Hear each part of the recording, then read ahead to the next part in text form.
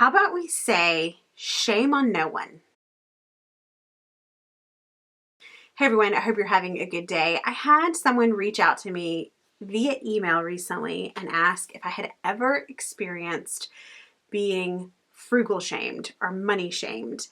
And I actually took it to Instagram because I have been frugal shamed, but I asked my Instagram followers if they had ever been through the same thing, and it was a resounding yes. And so today I want to talk about that. Frugal shaming, what it is, how to deal with it, and how to not be a shamer. So let's go with the answers, and I'm just going to read to you what a lot of people had to say because some of the things were eye-opening, some of the things were heartbreaking. One of the comments that really stuck out to me was a woman who said that her own mother frugal shamed her by saying that we voluntarily live in poverty.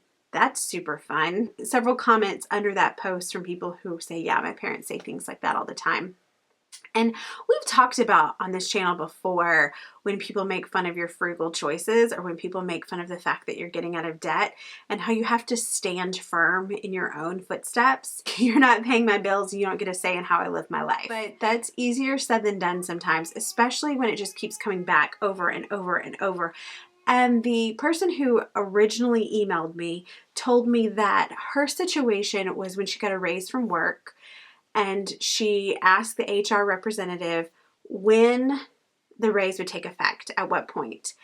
And she said that the HR representative sent her several emails mocking her before she ever responded. Okay, first of all, you're in human resources, not personal financial development. So serve your people, don't judge your people. But second, why wouldn't you have questions about your paycheck? That's your money. That's your paycheck. I mean, we like our jobs, hopefully, but the reason we go to work is to get paid. I don't know of a single job, no matter how much you love it, that you would do for free, right? You've got bills to pay, you've got groceries to buy, you've got people to take care of. So you need to know when your money is going to hit the bank and how much it's going to be. That's called being a responsible adult. I'm getting a little fired up talking about it. So to be shamed by someone in the workplace whose job it is to keep you safe was a little ironic. Another woman said, my mom often says, you're poor because I don't want to spend money on something when it's just a matter of I have the money, but I choose not to spend it that way.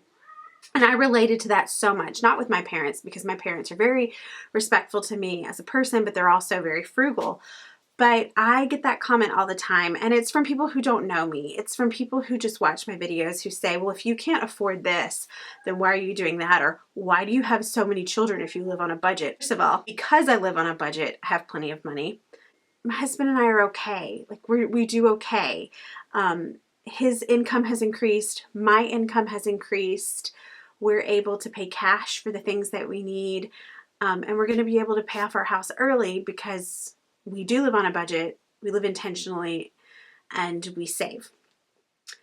But I think people don't see that. I think that we still live in a society where we flash our cash and that shows how much money we have, right?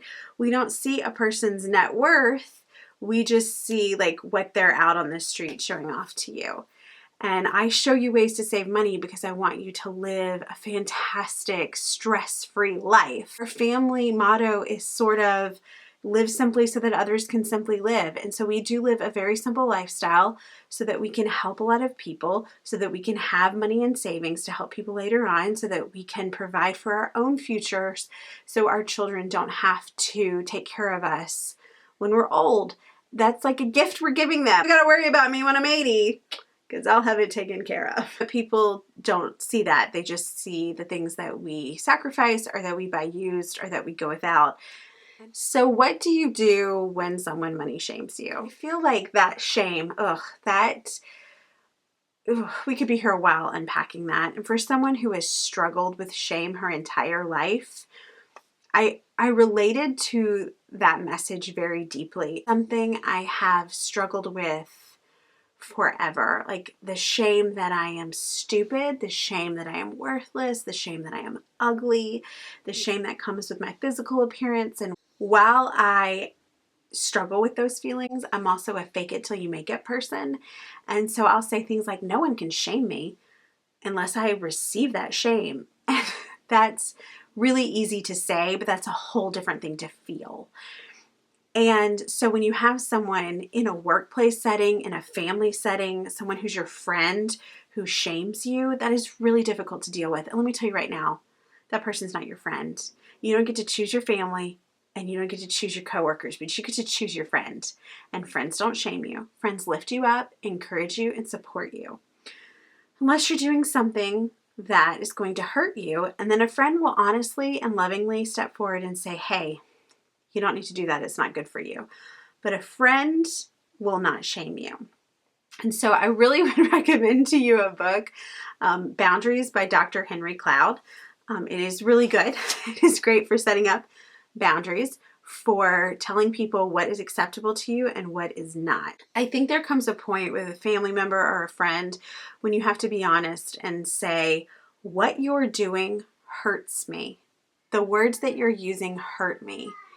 And maybe let them evaluate for themselves whether or not their relationship with you is important. Hold on, I'll be right back. It's not your job to justify your frugal choices to anyone else, but maybe there comes a point when you need to step up and say, yeah, it seems like we don't spend money, but our house is going to be paid off next year.